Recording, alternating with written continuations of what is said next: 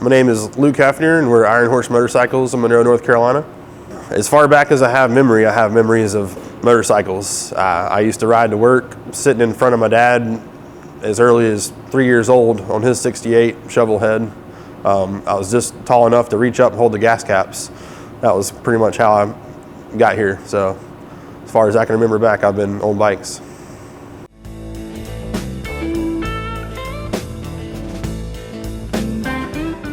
Like a lot of people, my inspiration a lot comes from early Easyrider magazines, just the culture of the time period, and seeing stuff built from the 70s. Obviously, the movie Easyrider, just the era.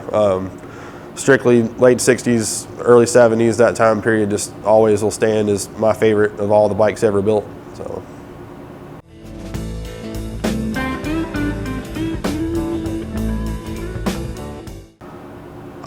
That's the good one. There's a lot of builders that I like a lot of little things about. I like really early Jesse James stuff when he was first coming on. I like a lot of different creative stuff. Roland Sands. I like Arlen Ness, everything he made from day one. And then just a lot of no-name builders, like same thing from the 70s, that built bikes in their garages and backyards and just created something unique. So there's not really one person that stands out.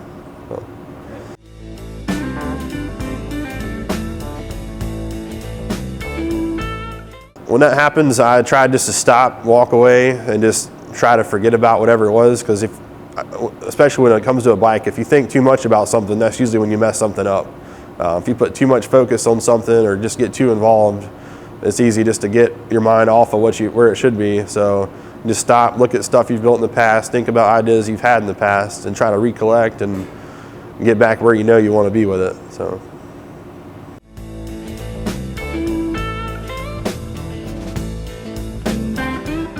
Yeah, I definitely would consider it. I've always been around modern choppers. We built, modern bikes here for different shows and different things, but my first full build on my own was that last panhead I built, and it was like ever since I built it, it was just, I loved it. I've ridden it more than my Road Glide since I built it. I've pretty much parked my bagger and I ride the Road Glide. I ride the panhead chopper almost everywhere, mountains, beach. And it's obviously not as comfortable, not as fast, doesn't stop as good, but there's a connection with you and the bike when you have something that you've built that has, that feel to it. But I'm not prejudiced. I have nothing against a newer style custom build, and I could see me doing something in the future like that.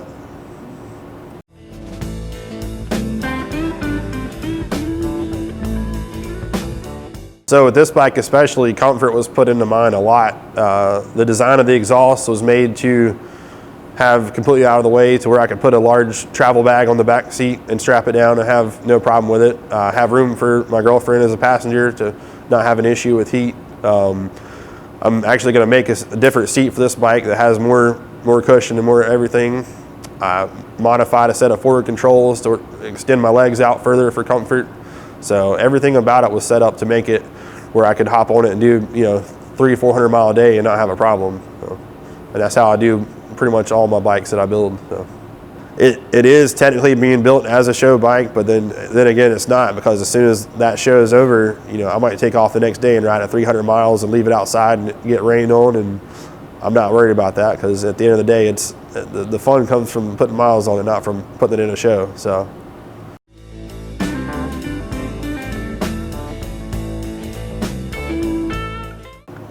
Hour and a half away and an hour and a half back.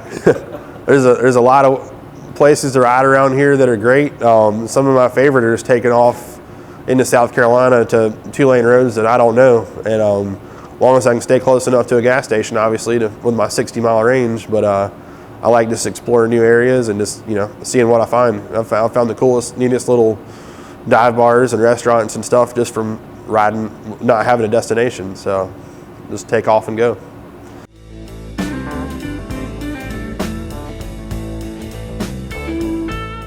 It depends on where it's at, obviously, and what kind of people are there, but it is always, it's kind of rewarding when you pull up somewhere. There might be 4 or 5, $70,000, $80,000 custom big wheel baggers, and then you pull up on a bike that, you built in your spare time with, a quarter of that amount of money, and people walk away from those kind of bikes and want to check yours out, and they have stories of they had one like that, or their dad had one, and you know, there's always just a more intimate kind of feel and story that goes with the older bike. So there's a lot of times you might not even get inside wherever you go, but it's worth it. I enjoy it.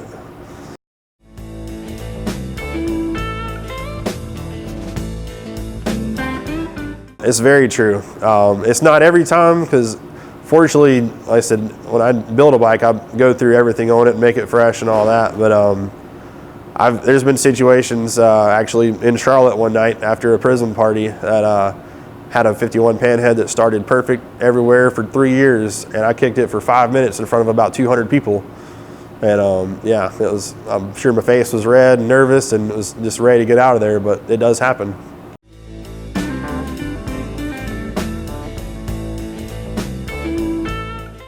Kind of like the same thing with when you can't figure out what you're doing when you're building a bike. You just stop and take a minute, walk away, hope a few people leave, let the bike sit for a minute, turn the key off, kick through a few times, let it clear itself out, and then just hope for the best. So I should probably rub on it, tell it I'm sorry, tell it, you know, let's get home, girl, and all that stuff. But usually in that situation, you forget everything. So.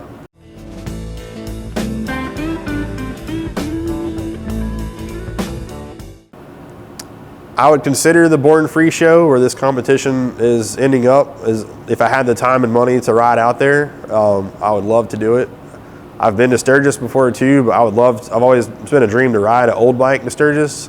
I've ridden a Shovelhead to Daytona before, and that was great, but it's only 500 miles. So Sturgis being a lot further away would be a lot more fun. So it would be between Born Free and Sturgis, one of the two.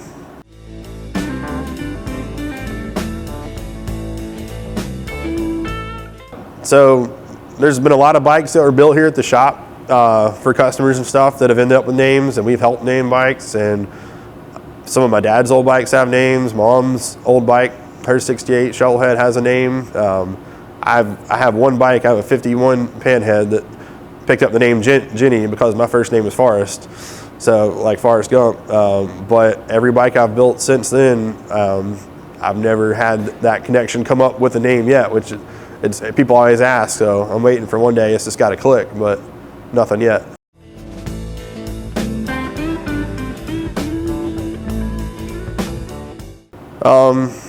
To not get too much into this bike and the last bike, both of them started with finding an old gas tank. So it's always one part, and you don't know what it's going to be that'll trigger what you start with. There's certain old parts that stand out, like a certain design sissy bar or something and I'm that kind of person. I can acquire one part, and then the whole rest of the bike just clicks. And you don't know what it is until you see it. So as far as a certain part, no. As far as a Holy Grail bike, obviously I'd love to build some form of a knucklehead one day, as would I think anybody. But the prices of them just gotten so crazy. But you know, like with anybody else, I think that would be, you know, if money weren't a problem, that would be what I'd build next.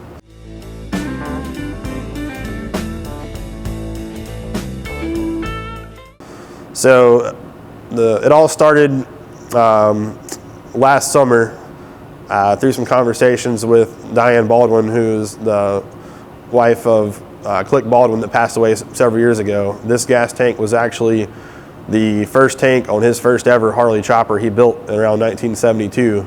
He repainted the bike about a year later, took the tank off, and it sat for the next 45 years. And I was able to acquire it from her under the deal that I would build a bike around it to kind of, you know, pay tribute to his legacy and just put it back in use. And so it started with that. About August, shortly after that, I came across this 53 panhead frame. And right after that was when I saw that there was open submissions for the Biltwell People's Champ competition, and you had to send in a potential build you were thinking about. Within a week, I found this 67 Shovelhead motor, and I sent in a submission, told them my ideas, what I had planned, and they narrowed the competition from 125, I believe, down to, they picked 25 builders and said, hey, you're in. I said, well, I guess we're doing this. So from then on, it's been a crazy several months of just finding parts, making parts, figuring out exactly what I want to build, and going from there. So.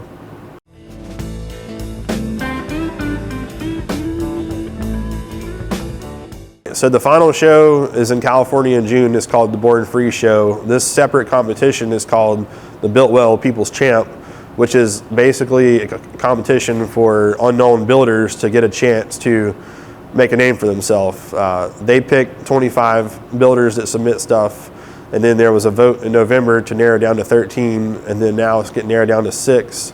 The final 6 will take their bikes to California to get voted on there the day before the big show, but still get to show their bikes at the big show. So all the other builders there are gonna be big name guys, and it's a chance just for people like me that build bikes but aren't professional and don't have a following or anything to have a chance to be on a large stage kind of thing.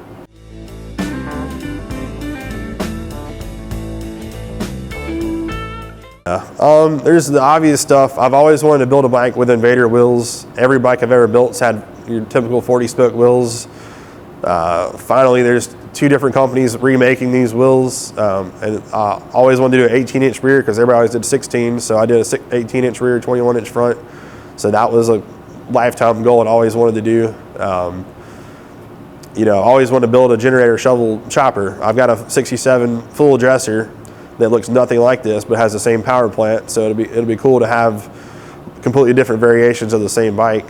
But there's a lot of little parts on it that I've had collected for years and years that are original pieces from choppers in the 70s and stuff that collectively add up to make, you know, everything fall into place.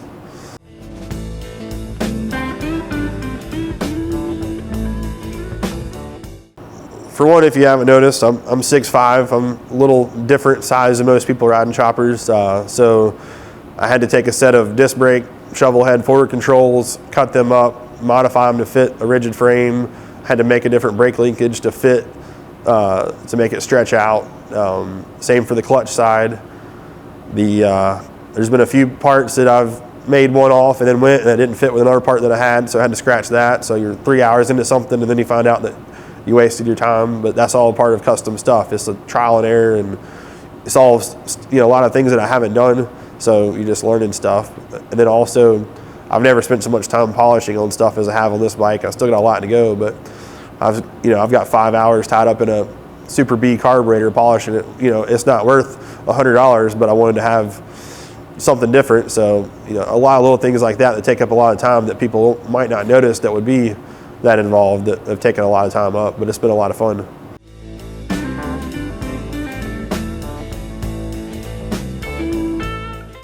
So if we win the competition of the final 6, which is you get voted on by people in attendance there between those 6 bikes, the prize for that is $10,000, which will be great, help pay for the trip out there and everything. But also you get your bike put in with the rest of the professional builders' bikes the next day for a lot bigger purse, and the opportunity to, if you win certain awards, to take your bike to Japan to the Moon's Eye show, and they all expense paid, everything for that trip. So it's got the potential to be a pretty large payout, and, you know, more traveling and more exposure. So there's a lot that comes with it.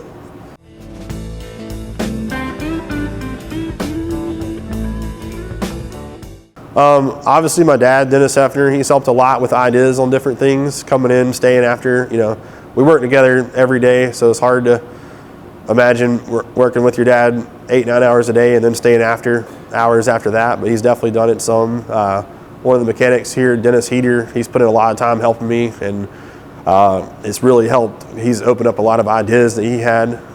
One of my best friends, Jesse Gordon, he's helped a lot with, he's a lot better welder than I am, so I've called him for a few favors, and same thing with ideas and stuff, because he's all into these kind of bikes. So those 3 especially, but there's been, you know, just tons of outpour of local support and people just, you know, what can I do, how can I help, they just want to, you know, just come see it and just check it out. So it's been a lot of fun.